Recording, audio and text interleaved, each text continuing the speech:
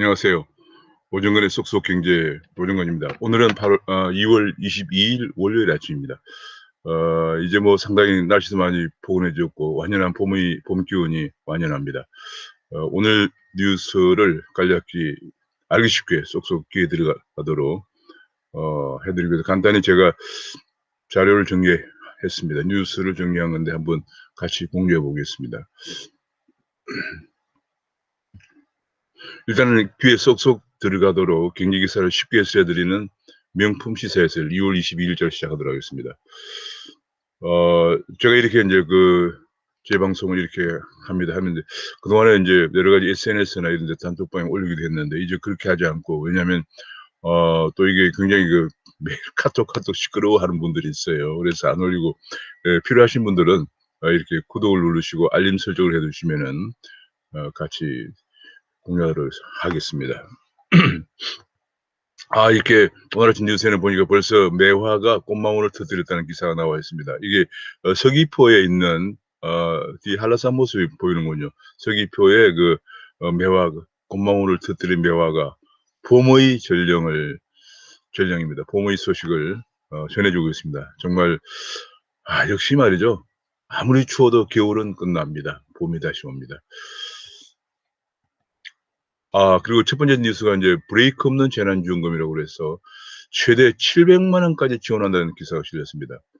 이 본래 이제 지난번까지 2차 재난지원금, 3차 재난지원금까지 2차, 3차가 전 국민, 2차, 3차가 이제 선택적 지원이었는데 그때가 최대가 300만 원이었습니다.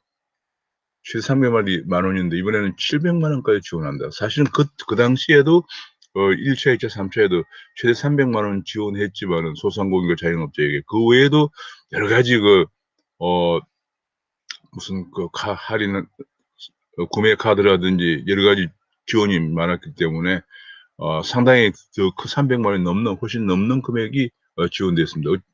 그런데 이번에는 아예 그냥 최대 700만 원까지 지원한다, 이런 얘기가 나왔습니다. 야, 이거 뭐 어마어마하게 지금 많이 갈수록 이제 눈덩이처럼 커집니다. 뭐 당연히 이번에 4월 7일 보궐선거를 앞둔 이런 너무 현금 살포다는 비난을 면할 수가 없겠습니다.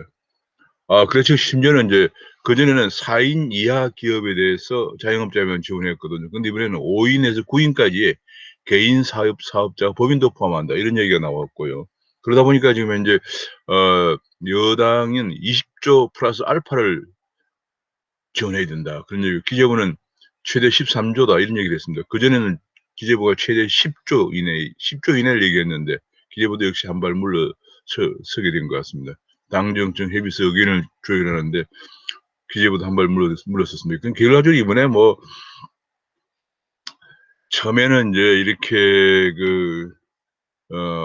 선별적 지원이냐 보편적 지원이냐를 가지고 논란을 벌이고, 그다음에 또 손실 보상금을 주느냐 안 주느냐 뭐 논란도 벌이는 과정에서 홍남기 부총리가 8전8퇴 물러났죠. 그때 이번에 9번째는 안 물러나려나 했는데 역시 10조 이내로 얘기했다가, 왜냐하면 2차, 3차 재난지원금이 7조와 9조였거든요. 여기 밑에 나와 있습니다. 7조와 9조였거든요.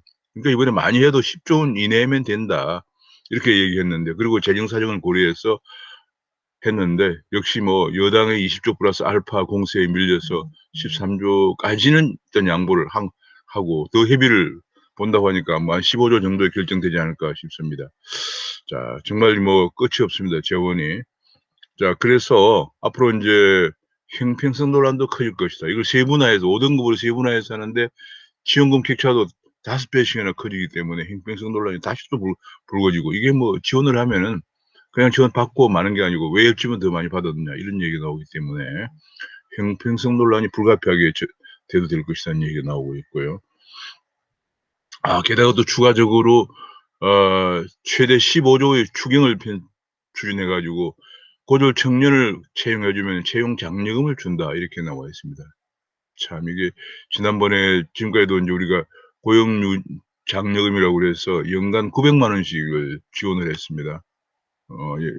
했고, 또 지금까지는 고용 유지 지원금이라고 그래서 일단 채용돼 있는 사람을 해고만 안 시키면은 90%까지 임금을 보조해 주는, 지금 뭐 재정이 그냥 완전히 재정으로 그냥 정말 재정을 쏟아붓고 있는 그런 상황입니다. 근데 요번에 다시 또 인제 청년 채용을 할, 지금 청년 실업률이 뭐 청년의 실제 실업률 확정 실업이라고 그래서 그 20 그것이 27%까지 올라갔거든. 청년 10명 중에 3명이 일자리가 없는 상황이 대두가 되면서 이번에 다시 그 문제를 좀, 일자리를 창출할 수 있는 기업의 투자 환경을 개선할 생각을 전혀 하지 않고 돈을 막 풀어서 이번에 다시 채용 장려금을 지급한다. 근데 이것이 효과가 없다는 게 이미 학계에서 많이 연구 결과 밝혀졌습니다. 왜냐하면 이미 채용하려고 했던 사람을 채용하면서 장려금은 또 받아가는 거거든요. 그러니까 신규 일자리가 안 늘어난다는 여러 차례 보고서가 나오고 지적이 됐습니다마는 막무가내입니다. 그냥 뭐 생색내기 뭐 이런 건지, 아니면은 선거를 앞둔 파퓰리즘인지 뭐 계속 이걸 밀고 나가고 있거든요. 최대 15조 그래서 주경을 편성한다, 그런 얘기입니다. 나라 빚은 또 한 가지 인제 지금 현재 국민 위로금이란 것을 지원한다, 준다. 이번에 인제 선거 전에 이렇게 4차 전환지원금을 한 다음에 대통령께서 국민 위로금을 얘기했습니다. 야, 이거 뭐 나라 빚 1,000조인데 국민 위로금이 무슨 말이냐, 이런 얘기가 나오고요. 이것은 명백한 매표 행위가 아니냐, 이런 지적을 했습니다. 왜냐하면 이번에 인제 4차 전환지원금은 4월 7일 보선용이고 국민 위로금은 또 뭐겠습니까? 내년 대선용이죠. 뭐 끝이 없습니다. 자, 그래서 문 대통령, 이게 인제 중앙일보에서도 인제 문 대통령 전국민 위로금 선거용이 아닌가 하는 그런 칼럼이 실렸습니다. 그래서 인제 그 문 대통령이 국민 위로금을 제안하자 야당에서 "조선 왕도 이렇게 나라 돈을 못 썼다." 이게 무슨 소리냐 말이에요. 지금 그게 위로금을 준다는 거지, 마침 무슨 저 옛날에 왕조 시대나 아니면 전체주의 국가에서 국가의 그 수령이 국민들에게 따뜻한 위로금을 내리는 이런 인상을 주는 발언이거든요. 정말 이런 그런 건 그런 취지는 아니겠지만은 그런 마인드가 조금이라도 마음에 깔려 있다면 큰 문제가 아닌가 싶습니다. 지금의 자유민주주의에서는 상당히 생각하기 힘든 그런 발언이라서 인제 야당에서 "조선 왕도 이렇게는 못 썼다." 이렇게 지적을 하고 있습니다. 그런 결과 지금 현재 올해 이러다 보니까 올해 채무 1,000조가 에 도달할 생각입니다. 지금 현재 지금 예산에만 이 이치 이치 2021년 예산에 956 조라고 그랬는데 지금 전 돈을 계속 풀기 때문에 금년에 1,000조를 넘어서 1,000조 플러스 알파까지 갈 거다, 이런 얘기가 나오면서 국가 신용 등급 추락 역풍에 맞을 수가 있다. 이렇게 부채가 많아지면은 아무래도 인제 돈을 많이 풀게 되고, 돈을 많이 풀면은 우리 원화 가치도 하락하고, 원화 가치도 하락하면 돈이 빠져나가게 되죠. 그렇게 되면서 국가 신용도도 또 하락해서 또 다른 큰 위기가 올 수도 있다, 그런 지적이 나왔습니다. 화폐가 신뢰를 잃으면 휴지와 다름없다. 결과적으로 돈을 이렇게 인제 재정을 풀다 보면 지금 국가 부채는 계속 늘어나고 세금도 좀 엄청나게 거두죠. 법인세, 소득세, 뭐 종부세 다 올려가 막 있는 대로 다 거두고 있지만은 역시 너무 많이 풀기 때문에 돈이 부족하죠. 부족하면 인제 "한국은행고 돈을 국채를 인수하라." 이렇게 나오면 돈을 많이 풀게 되죠. 풀게 되면 결과적으로 엄청난 인플레이션, 심할 경우에는 인제 그 옛날에 독일의 1923 년에 독일의 베네수엘라의 2018년 같은 경우에, 뭐 최근에도 짐바브웨도 그런 일이 있었어요. 여러 나라에서 주로 중앙은행의 독립성이 보장되지 않는 그런 경우에 돈을 많이 풀게 되면서 화폐 가치가 바닥에 떨어지면서, 그러면 이제 화폐라는 것은 국가가 발행한다고 그게 저 보장되는 가치가 보장되는 것이 아니고 국민들의 신뢰가 있어야만이 그 화폐로서 가치가 있는 건데, 신뢰가 떨어지면 휴지와 다름없다, 그런 얘기죠. 그래서 하이퍼 인플레이션이 온다는 거죠. 결국은 이렇게 돈을 풀고 재정 쪽으로만 가면은 일본의 잃어버린 보통 20 년이라고 그러는데 한국 경제 30 년이라고 그랬거든요. 잃어버린 20 년을 닮아간다. 지금 우리가 그렇게 되고 있다. 기업을 규제 투자 환경을 만들고 혹은 이렇게 해서 성장 동력을 확충하는 게 아니고 계속 재정을 풀어서 문제를 해결해 나가려고 하다 보면 국가 부채만 증가하고, 일본은 지금 어 2000 일본의 잃어버린 20년 1992 년에 시작되는데 92년 그 무렵에 국가 부채 비율이 우리나라 국가 채무관이고 광의의 넓은 힘의 국가 부채 비율이 한 70% 수준이었는데 지금은 240%에 올라갔습니다. 그래서 이제 우리가 그래서 그러니까 재정 정책을 못 쓰고 하면서 경제가 어려워도 재정 정책도 못 쓰고 하면서 또 기업들도 또 굉장히 또 어렵기 때문에 투자가 안 되고 하면서 일자리가 없으니까 가계 소비도 안 늘어나고 일본이 20년 장기 불황에서 1% 평균 성장률이 0.8%밖에 안 되는 잃어버린 20년이 된 거죠. 그 잃어버린 20년 동안 사람들이 일자리가 없기 때문에 그 세대를 캥거루족이라고 합니다. 일자리가 없으니까 부모님에게 다시 돌아가서 산다고 해서 캥거루족이라고 그러는데 활력 없는 일본이 된 거죠. 그 흔히들 또 이제 혹자는 일본은 야 국가 부채 비율이 240%라도 문제가 없지 않느냐 그런 얘기를 하는데 두 가지 생각하면 됩니다. 일본은 우선 첫째로 엔화가 기축통화다라는 거. 두 번째로는 엔화가 기축통화이기도 하지만은 더 중요한 것은 일본과 미국, 좀 더 정확하게 일본은행과 미국 연준 간에는 상시 무제한 통화 수합이 체결되어 있습니다. 언제나 일본이 필요하면 미국 달러를 갖다 쓸 수가 있게 되어 있습니다. 그렇기 때문에 일본은 외환위기가 발생하지 않는 그런 국가입니다. 신용이 떨어져서 외환위기가 발생하지 않는 국가거든요. 그렇기 때문에 일본에서 발행하는 정부에서 발행하는 국채는 외국인도 사주고 내국인도 사고 이렇게 되면서 문제가 없죠. 그러나 이제 베네수엘라, 옛날에 1923년 때 독일, 그때는 마르크화가 기축통화가 아니었거든요. 그런 경우는 국가 신뢰도가 떨어지면서 위기가 발생하는 거죠. 우리가 바로 지금 그런 경우입니다. 그런데 불구하고 흔히들 일본을 빗대면서 야 일본은 뭐 국가 부채 비율이 넓은 힘의 국가 부채 비율이 240%까지 가도 뭐 부도가 안 나네. 뭐 이렇게 얘기하는 사람들 정말 무책임하다고 할 수밖에 없겠습니다. 이번에 드디어 우리도 26일에 아스트라제네카가 첫 접종이 시작되고 27일은 화이자가 접종이 시작된다고 합니다. 이 접종이 인제 우리나라가 뭐 굉장히 늦어 가지고 100여 개국 중에서 2억 명이 접종을 했는데 한국은 갈 길 먼 백신 지각생이다. OECD 국가 중에서는 가장 늦게 백신을 접종하게 되는데 그나마 이것이 또 문제가 좀 놀라자 마는 것이 지금 뭐 일부 야당 의원들은 대통령이 먼저 아스트라제네카의 그 효능에 대해서 논란이 많기 때문에 대통령이 먼저 맞아야 되는 거 아니냐. 바이든도 먼저 맞았고 뭐 또 외국의 다른 나라의 국가 원수도 먼저 1번으로 맞기도 했습니다. 그런데 인제 그런 얘기를 했더니 여당의 어떤 정말 말을 많이 하는 국회의원이죠. 아니 무슨 뭐 국가 원수가 뭐 모르모트냐 뭐 이런 모르모트인가 하여튼 이런 실험 대상이냐 이런 발언까지 했어요. 그러다 보니까 아니 그러면 국민들이 실험 대상이냐 이런 논란이 지금 또 제기됐습니다.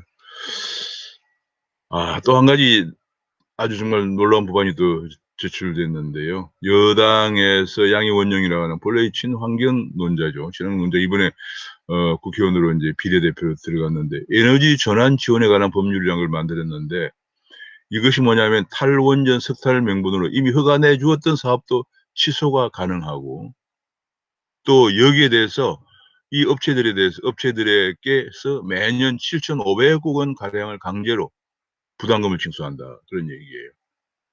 이거 뭐 엄청나게 난리가 날 겁니다. 왜냐하면 이미 발전을 하고 있는 발전소를 엄청난 돈을 들여 투자해 놓은 발전소를 하루아침에 허가를 취소할 수도 있다. 이런 법안이에요. 그리고 발전하는 동안에는 매년 7,500억 원씩 강제로 부담금을 또 걷겠다. 이런 법안이 제출되어 있습니다. 지금 뭐 무소불위의 그 거대 여당을 등에업고 지금 법안이 안 나오는 게 없습니다. 자, 그래서 인제 지금 수조를 투자한 강릉 삼척 발전소 손해를 떠안고 강제 폐업할 수도 있다. 이미 어 정말 이런 논란이 제기되면 그동안의 매몰 비용은 어떻게 할 거냐. 또 매년 또 이렇게 부담금은 또 어떻게 할 거냐. 이런 얘기들이 제기되고 있습니다. 이게 좀 뭐 어떻게 보면 막무가내라고 할 수가 있습니다. 이게 정말 이번에 우리 국민들이 정말 절감하게 된 것은 절대로 '너무 거대 여당을 만들어 주면 안 되겠구나.' 우리 국민들이 정말 그런 것을 절감하고 있는 것 같습니다. 자, 더욱더 보상금을 피해 기업에서 강제로 걷겠다 하는 그런 문제. 원전에서 2,918억 원, 석탄에서 4,547억 원을 매년 걷겠다. 그런 얘기입니다. 자, 이렇게 인제 일부 석탄이나 원전을 강제로 폐쇄하면은 전기 공급이 부족해집니다. 전기료 인상 우려로 산업부가 난색을 표명했지만 막무가내로 법안이 제안되고 통과될 가능성이 높아지고 있다는 얘기입니다. 그래서 또 한 가지, 얼마 전에 또 어떤 국회의원, 윤미향 의원이, 제안한 포장법 사전 검사법인데요. 이게 사실 전혀 근거가 없다 해서 이제 했더니 독일에서 그런 관련이 있다, 독일 관련법이 있다 했는데 사실은 팩트를 체크해 보니까 독일에 그런 것은 사실 무근이다 하는 것이 한국경제신문에 나와 있습니다. 이번에 미국과 중국 간에 이번에 무역 전쟁이 크게 부상되면서 히토류 전쟁이 전면전으로 이제 부상이 됐거든요. 그래서 미국이 이제 중국이 전 세계 히토류의 60%를 차지하고 있기 때문에 히토류는 반도체나 혹은 방위 산업에 굉장히 중요한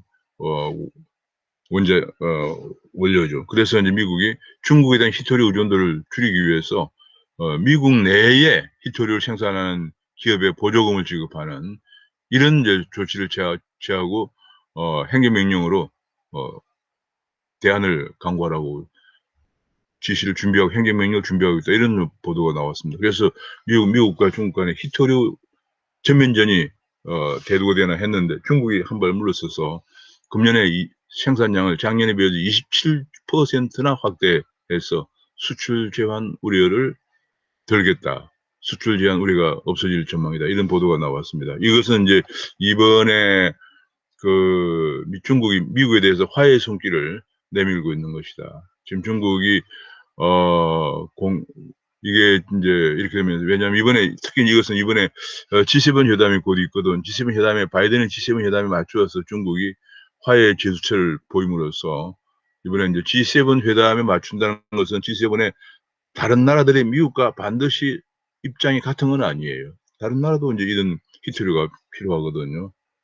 그런 걸 계기로 해서 바이든이 완강하게 혼자 중국을 견제하지는 못할 것이란 계산도 있다고 봐야 됩니다. 그렇게 해서 받아들여지면, 시진핑의 제안이 미국에서 받아들여지면은 미국이 지금 당장 중국에 대한 제재가 좀 더 약화되고, 지금 사실 중국은 굉장히 공격에 많이 처해 있죠. 예를 들어서 모바일 폰만 하더라도 화웨이가 애플 다음으로 가다가 지금 화웨이가 완전히 추락하고 있거든요.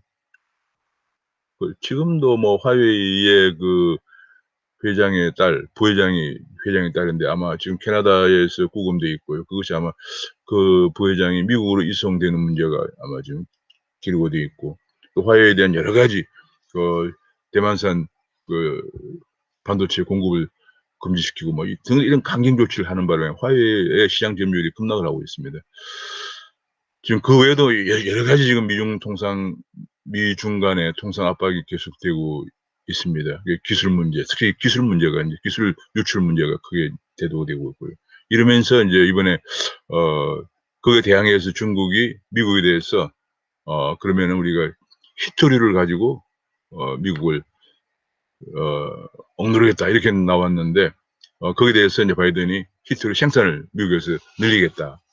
호주 기업이라고 하면, 호주 기업이 미국에서 히토류 생산 공장을 짓는데 미국 정부가 굉장한 보조금을 지급해서 미국 내 히토류 생산을 육성하겠다, 이렇게 되니 나왔습니다. 그에 따라서 이번에 이제 중국이 한 발 물러서서 G7 회의에 맞추어서, 정상회담에 맞추어서 히토류 생산을 늘려서 히토류 수출 제재를 가하지 않겠다, 이런 시사를 했다고 합니다. 이번에 대만은 이번에 정말 모범 방역국인데, 심지어 전 세계가 마이너스 성장하는 2020년 지난해도 3.1% 성장하고 금년은 4.6% 성장을 했습니다. 대만은 그래서 1인당 GDP가 한국보다 훨씬 낮은 $20,000대 있다가 드디어 역전 우려가 있다. 우리는 추락을 하고 대만은 이렇게 올라오면서 역전 우려가 있다. 대만의 가장 성공적인 방역은 우한에서 코로나가 발생하자마자 중국발 모든 입국을 차단시켜 버렸습니다. 그래서 대만은 굉장히 지금 확진자도 적고 사망자도 몇 명 안 되는, 몇 명 정도밖에 안 되는 그런 상황. 그런 속에서, 그러다 보니까 경제 활동이 자유로워서 3.1%까지 성장을 했고 금년은 4.6% 성장할 거라는 전망이 나오고 있습니다. 그리고 코로나 대출 80조 재연장. 이게 이제 코로나가 오면서 은행이 대출해 줬던 기업에 대해서 작년 3월부터 연장을 해 왔는데 1년이 됐죠. 작년 9월까지 했다가 다시 6개월 연장해서 이번 3월까지 연장했는데 이번에 또 6개월 연장한다. 이게 가장 큰 문제가 지금 만기 연장이 73조고요. 원금 분할 납부 유예가 6조 정도, 이자 유예가 450억 정도 합해가지고 79조 7천억인데요. 이 80조에 해당되는 걸 재연장하는 제일 큰 문제가 부실 규모를 파악할 수가 없다. 왜냐하면 이자를 안 내는 것까지도 연장을 유예해주고 원금 말할 것도 그러다 보니까 본래 이제 대출해간 기업들의 가장 부실의 바로메타가 바로 이자도 못 내는 거예요. 그건 완전 좀비 기업이죠. 그다음에 이제 원금을 3개월 이상 내지 못하면은 뭐 또 부실을 분류하고 이렇게 기준이 있는데 아예 그냥 지금 1년간 연장해 왔는데 또 6개월 더 연장하라고 하니까 은행에서 굉장히 고심일 거죠. 왜냐하면 어느 기업이 부실인지 모르고 그런 이제 잠재 부실이 나중에 한꺼번에 터지면은 은행에 큰 위기가 올 수가 있는 거죠. 지금 은행의 기업 대출이 약 한 1,000조 원 정도 되거든요. 1,000조 원 정도인데 지금 80조 원 중에서 예컨대 뭐 얼마가만 8조면 8%에 해당되는 큰 금액이죠. 이 중에서 얼마간이 부실화될지 모르지만은 부실이 드러나면은 이 중에 상당 부분이 아마 이미 부실화됐을 거로 보여집니다. 드러나면 은행에 큰 위기가 올 가능성이 있기 때문에 은행이 정말로 이 부분에 관해서 전전긍긍하고 있다 그런 얘기입니다. 묻지마 만기 연장으로 좀비 기업 속출을 막을 수가 있나. 그러니까 이미 문을 닫았어야 될 그런 좀비 기업들도 계속 유지가 되는 그런 문제가 있다는 게 서울경제에서 지적을 하고 있습니다. 또 한 가지 금융 쪽에서 브룸버그가 한국 시티은행 매각설을 제기했습니다. 이거 몇 차례 매각설이 있었는데 한국 시티은행이 계속 이렇게 지금 점포가 줄어들고 있습니다. 점포가 지금 이제 43개로 줄어들었군요. 16년만 하더라도 133개였는데 이게 계속 저기 있습니다. 이번에는 과연 철수할 것인가 하는 문제인데요. 본래 시티은행이란 것이 이제 우리나라의 한미은행으로 출발했죠. 옛날에는 시티은행 그냥 서울 본점 하나만 서울에서 지점 하나만 있는 시티은행이었죠. 그러다가 금융위기가 하면서 한미은행이 부실화되면서 서울 지점 하나밖에 없던 시티은행이 한미은행을 인수해가지고 한국시티은행이 된 겁니다. 그러다가 지금 현재 점포가 아까 앞에서 본 것처럼 2016년에 하더라도 133개였는데 지금 43개로 줄어들면 영업이 계속 위축되면서 지금 현재 시티은행 매각설이 나오고 있습니다. 지금 우리나라는 금융기관들이 계속 외국 금융회사 계속 떠나고 있습니다. 너무나 많은 규제 이런 것 때문에 한국에서 금융을 계속 해도 이익이 안 나기 때문에 떠나고 있습니다. 우리나라가 노무현 대통령 때 한국을 동북아 금융센터로 만들겠다. 이런 얘기, 금융 허브로 만들겠다 얘기했지만 다 그야말로 뜬구름 잡는 소리였고 오히려 외국 금융회사들이 이렇게 떠나가고 있다는 게 큰 문제입니다. 자, 그런 가운데 한국은행과 금융위원회는 빅브라더스법을 두고 갈등이 고조되고 있다. 정말 이거 어이없는 논쟁인데요. 금융위원회가 무소불위의 권한을 행사하면서 지급결제라고 하는 고유의 중앙은행 영역을 계속 침범하고 있습니다. 이미 벌써 금융결제원 원장을 금융위원회에서 내보내고 있고요. 왜냐하면 중앙은행이라고 하는 센트럴 뱅킹, 센트럴 자체가 지급결제, 여러 금융회사들이 지급결제하는데 중앙에서 청산하는 데 출발했거든요.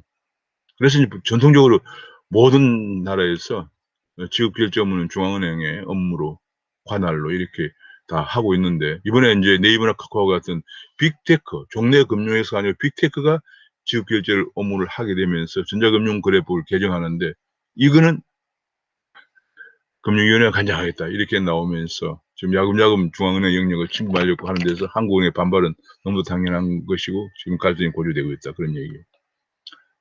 주택 부문에서 지금 현재 거래 절벽이 나타나고 있다. 왜냐하면 지금 현재 거래가 될 수가 없죠. 지금 대출도 안 되는 데다가 심지어는 재개발 재건축 중이 어디인지 모르는데 서울면 200곳이 넘는데 넘을 거란 전망인데 거기에 대해서 6월 4일 이후에 집을 산 사람에게는 입주권을 안 준다고 하니까 어디가 어딘지를 안 주고 나중에 현금 청산한다고 그러니까 잘못하면 집 장만하려다가 집도 장만하지 못하는 그런 문제가 발생하게 됐으니까 거래가 지금 안 되고 있는 상황입니다.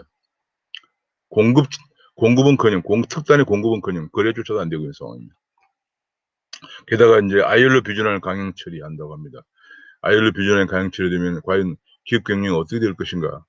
지금 우리나라에서 이미 벌써 법은 통과되었고요. 노동조합법, 공무원노조법, 교원노조법이 통과됐습니다. 지난 12월 9일 날 입법 복구를 폭거 때 노동조합법이 제일 문제인데 노동조합법은 인제 그 해고자와 실업자도 노조원이 될 수 있고 유급 노조원이 될 수 있고 사업장을 전급 파업도 가능하도록 그렇게 법안이 통과되었고 공무원 노조법은 공무원이 지금까지는 6급 이하 공무원들만 노조원이 가입된 이런 상급 노조 공무원들도 노조에 가입할 수 있도록 이렇게 했고요. 교원 노조법은 그동안에 박근혜 대통령 때 법외 노조로 규정되었던 정교조를 합법화시키는 그런 노조입니다. 근데 이것을 인제 이번에 국회에 통과된 정도가 아니고 이번에 비준안을 이번에 통과시켜서 3월 초에 발표하고 ILO에 통보한다고 합니다. 그렇게 되면 ILO에서 1년간의 그 기간을 거쳐서 비준이 인제 발효가 되는데 비준이라는 것은 국제 협약이죠. 그렇게 되면 우리나라에서 과연 기업들이 해고자, 실업자가 더 문제인데 해고자도 문제지만 기업의 대부분 뭐 감정을 갖고 있기 마련인 해고자도 문제지만 실업자라고 그래서 불특정 다수들이 기업에 들어가서 노조 임원으로서 유급 노조 임원을 노동투쟁을 하게 되면 과연 우리나라가 어떻게 될 것인가 하는 정말 우려가 큰 것인데 이번에 그걸 강행한다고 합니다. 그래서 이제 쿠팡이 떠난 것은 뭐 차등 의결권 문제도 있지만은 쿠팡은 우리나라에 너무 강도 높은 노동 규제, 기업 규제 산업과 과도한 노동 규제 탓이다. 이런 지적이 나오고 있습니다. 그래서 인제 이번에 차등 의결권 문제가 대두되면서 차등 의결권이 인제 그 국회에서 아마 처리될 가능성이 커졌는데 근데 이것은 무늬만 차등 의결권이다. 예를 들면은 인제 비상장 기업이 하나고 또 최대 주주가 30% 이상의 지분을 가져야 되고 상장되고 나면 3년 이내에 차등 의결권이 소멸된다. 이렇게 되다 보니까 과연 어느 벤처기업이 이걸 이걸 믿고 기업을 운영하겠느냐. 상장하고 3년 되는 차등 의결권이 없어지면 경영권 방어가 사실상 힘들어지거든요. 더구나 상법 개정안이 이번에 통과돼 가지고 소수 주주들이 주식을 취득하자마자 바로 소수 주주권 행사를 할 수가 있거든요. 예컨대 뭐 CEO의 맨 저 교체라든지 주총이라든지 이런 걸 요구하는 걸 소수 주주권 행사라고 그러는데 그러다 보니까 언제나 경영권 위협에 봉착이 되죠. 회사를 키우려면은 본래 창업할 때 투자금 외에 외부 투자금을 계속 받아야 되는데 그런 과정에서 창업주의 지분율이 자꾸 작아지거든요. 그래서 그거를 인제 그런 회사를 키워야 되는 문제와 창업주의 지분율이 작아지는 문제의 갈등을 해소하기 위해서 만들어진 게 차등 의결권인데 이것이 무늬만 차등 의결권을 가지고 상장 후 3 년이면 없어지는 이런 걸 가지고 과연 이것이 벤처기업 육성이 되겠느냐 하는 지적이 나오고 있습니다. 그리고 인제 드디어 WTI가 $60를 넘었었어요, 13개월 만에. 이렇게 계속 원유 가격을 비롯해서 원자재 가격이 올라갑니다. 원자재 가격이 올라가면서 지금 문제가 미국의 국채 금리가 드디어 1.3%를 돌파했어요. 그렇게 되면서 지금 미국의 조기 금리 인상, 조기 테이퍼링, 양적 완화 축소 얘기가 불거지고 있는 상황입니다. 네. 그래서 이번에 인제 이런 것 때문에 미국의 다우존스 지수가 하락세로 돌았었습니다. 미국의 주가가 일제히 하락세로 왜냐면 미국 국채 금리가 반 올라갈 거다. 올라가면서 미 연준의 통화정책 기조가 바뀔 수 있다. 이런 것 때문에 다우존스를 비롯한 미국 주가가 일제히 하락세로 돌았었습니다. 해 이렇게 원자재 가격이 올라가는데 불구하고 우리나라 해외 자원 개발 예산은 역대 최저로 또 떨어졌다고 나왔습니다. 2021년에 예산이 349억 원밖에 배정이 안 되었다. 한때 2007년 같은 경우는 4천억, 4,260억, 2010년에는 3천억까지 배정되어서 해외 자원 개발에 박차를 가했었죠. 왜냐하면 우리가 자원이 전혀 없는 국가이기 때문에 자원을 개발해 두어야만이 우리가 경제적 발전할 수 있다는 것 때문에 했는데 완전히 해외 자원을 전 정권이 했던 적폐로 몰아서 완전히 그냥 많은데 매각하고 문 닫고 뭐 이러는 바람에 이번에는 349억 원 최저로 예산이 됐다 이렇게 나와 있습니다. 이 계속 여기는 두바이 현물 가격입니다마는 원자재 가격은 올라가는데 계속 과연 이렇게 되면 우리 경제가 필요한 원자재를 제대로 조달할 수 있겠느냐 하는 문제가 대두가 되고 있고 이미 벌써 원자재 가격이 올라가고 있습니다. 그리고 민간 기업도 정부 지원이 없으니까 민간 기업도 투자에 소극적이다. 이런 지적이 나오고 있습니다. 주식 시장에서는 이제 주가가 어느 정도 아까 미국의 그 주가가 하락세로 돌아섰다고 했지만 우리나라 코스피도 계속 인제 더 이상 혼조세를 보이고 있는 상황이죠. 그러자 많은 개미들이 코인으로 대이동한다고 합니다. 근데 한 가지 우리가 그래서 아침에 코인이 뭐 $65,000 지금 아침에 $60,000까지 올라갔다고 그래요. 그래서 인제 $60,000 한국에서는 7,500만 원 선 정도 되겠는데요. 문제는 코인 가격도 미국의 통화 정책에 큰 영향을 받고 있다는 겁니다. 그래서 제가 조사를 쭉 해 보니까 거의 코인 가격의 상승폭이 더 가파르다 뿐이지 그 변곡점은 작년 2월 2020년 3월에 미 연준이 양적 완화를 실시하고 제로금리 정책을 실시할 2003월 기점으로 나스닥이나 S&P 500이나 다우존스가 다 올라갔고요. 비트코인 가격도 암호화폐 가격도 올라가기 시작했거든요. 그래서 우리가 굉장히 중요한 것이 미국의 통화 정책인데 이번에 국채 금리가 1.3%를 돌파하면서 미국 금리와 양적 완화 정책의 변경 가능성도 조심스럽게 대두가 되면서 주식시장이 하락세로 돌아서고 있기 때문에 이 비트코인 가격도 무작정 올라갈 수는 없는 것이다. 어느 정도 미국 통화 정책과 궤를 같이 할 것이라는 것이 제 판단이고요. 앞으로 통화 정책을 만약에 더 지금 양적 완화를 지속을 하고 제로 금리를 지속을 하면 더 올라가겠지만 심리적 저항선 같은 거 여기 이제 $40,000까지 갔다가 $30,000 떨어졌다 올라가는 요런 건 심리적 저항선에서 인제 이렇게 반락을 보였다 올라가는 거거든요. 그래서 고런 점을 염두에 둬야 되는데 무조건 이제 주식이 어느 정도 이제 한계에 왔으니까 '코인으로 가자.' 또 상투를 잡을지도 모르니까 굉장히 조심스럽습니다. 그런 문제에 관해서 어 그와 더불어서 중국에서는 디지털 위안을 본격적으로 다소 올렸다는 그런 보도가 나오고 있고요. 지난 춘절 때 중국 베이징 시민들에게 50,000 명을 선발해서 200 디지털 위안씩을 송금해서 사용하도록 했죠. 그러면서 인제 머스크가 전기차를 비트코인을 받고 팔겠다 얘기했는데 "비트코인이 좀 비싼 것 같다." 하는 얘기를 발언을 했다고 합니다. "비트코인이 좀 비싸다." 바로 제가 얘기한 거 바로 그겁니다. "비트코인이 다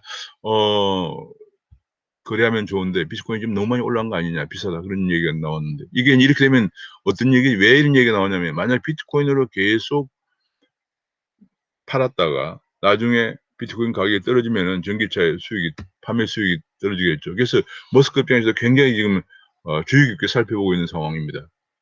가장 중요한 변수는 제가 말씀드리는 것처럼 미국의 통화 정책의 변경 가능성이고요. 이제는 상당히 조심스럽게 살펴봐야 되는 그런 때가 온 것 같습니다. 오늘은 이 정도로 해서 주요 뉴스를 한번 살펴봤습니다. 앞으로도 인제 계속 매일 이렇게 중요한 뉴스를 좀 더 간략하게 아침에 소개를 드리고 좀 더 깊은 이슈는 제가 심층 분석을 통해서 말씀드리도록 하겠습니다. 오늘은 여기까지 말씀드리겠습니다. 감사합니다.